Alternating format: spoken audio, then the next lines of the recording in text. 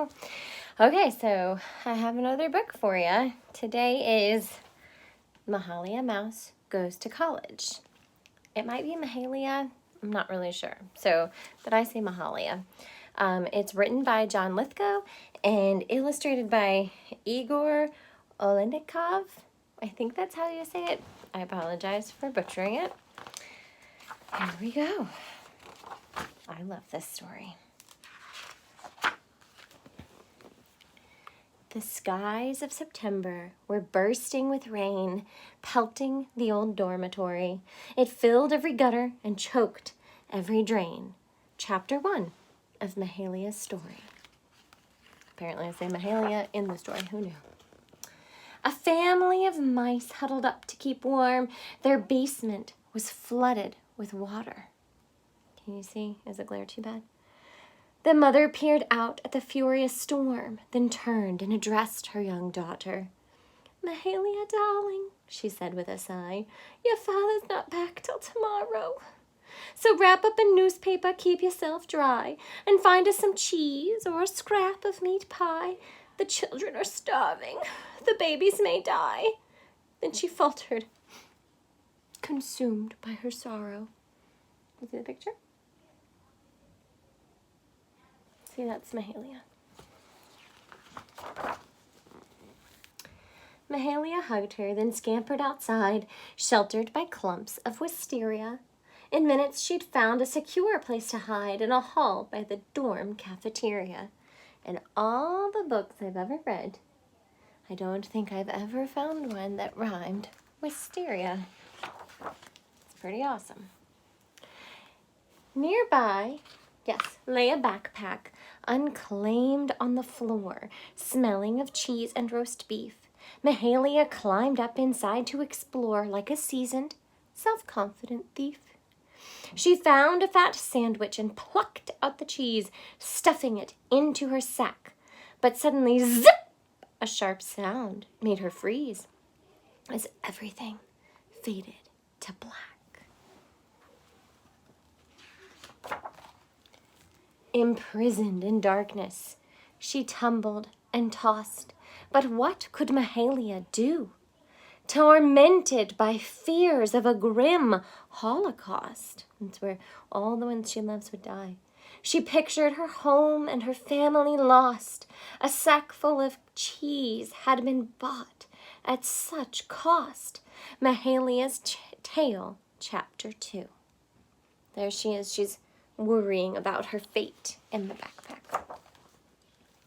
The backpack went bump as it came to a rest, then zip opened up to the light. Peeping outside it, the mouse was distressed by a strange, unfamiliar sight. A room unlike any she'd been in before, full of rows upon rows of young students. In terror she beat a retreat to the door, repenting her recent imprudence. Do you know what imprudence means? You should look it up. Ask a grown-up. No, it means her foolishness. Not prudent, not wise. But a voice held Mahalia fast in her place. "This course is extremely advanced. It concerns the behavior of atoms in space, the collisions and fissions, their motion and pace. Don't take it unless you're an absolute ace." Mahalia Mouse was entranced. In her lonely new lodgings, she took the course on, overwhelmed by its daunting regime. That means like overwhelming schedule and methods of way of doing things. But one night as she slept in the hour before dawn, her mother appeared in a dream. "My baby," she said in a quavering voice, "you're off to a wonderful start. Don't think about us, just believe in your choice. Be happy and follow your heart." Do you see? See, Mama? Mama Mouse is visiting her. Thereafter, whenever she sneaked into class, the mouse would recall every word. But one day in the midst of a lecture, alas, the unthinkable finally occurred. "A mouse!" An ear-splitting shriek pierced the air, and instantly chaos took hold. Where? People screamed, over there, over there! Some ran for an exit, some leaped on a chair. Mahalia, trembling with fright and despair, felt the blood in her body run cold. See, they're all pointing and screeching. I'd like to say I wouldn't be one of the screamers, but I would. I would run away petrified. The professor stepped forward to calm the class down.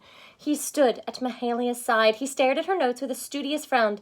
"This mouse is a genius," he cried. "Her grasp of the subject is sharp as a blade. This rodent will study with me." By noon he had kept the bold promise he'd made. Her books were all purchased, her lab fees were paid, her doubts and her fears were completely allayed. That means like put to rest, put to the side, all taken care of. Mahalia Mouse, Chapter 3. That day marked the start of 4 glorious years. Mahalia Mouse went to college, admired and respected by all of her peers. She gathered a broad range of knowledge. Along with her major, she dabbled in art, in history, math, and zoology, but one course especially captured her heart: the basics of human psychology. So zoology would be studying the animals, but human psychology would be studying how people think, which of course would be quite fascinating to a mouse. Activities, too, filled Mahalia's days, for no shrinking violet she. Fencing and football recitals and plays, glee club and squash, a brief square dancing phase. At the end of 4 years of achievement and praise, it was time to receive her degree. As she giddily braced for her June graduation, 100 reporters all sought her, and that's how her parents, in wild jubilation, that means like great celebration and excitement and happiness, stumbled upon news of their daughter. See them all reading the paper? At commencement, or graduation, Mahalia marched with her class perched on a friend's brawny shoulder. Do you know what brawny means? Brawny would be like strong, mighty. Thousands of well-wishers saw the mouse pass, craning or stretching their necks to behold her.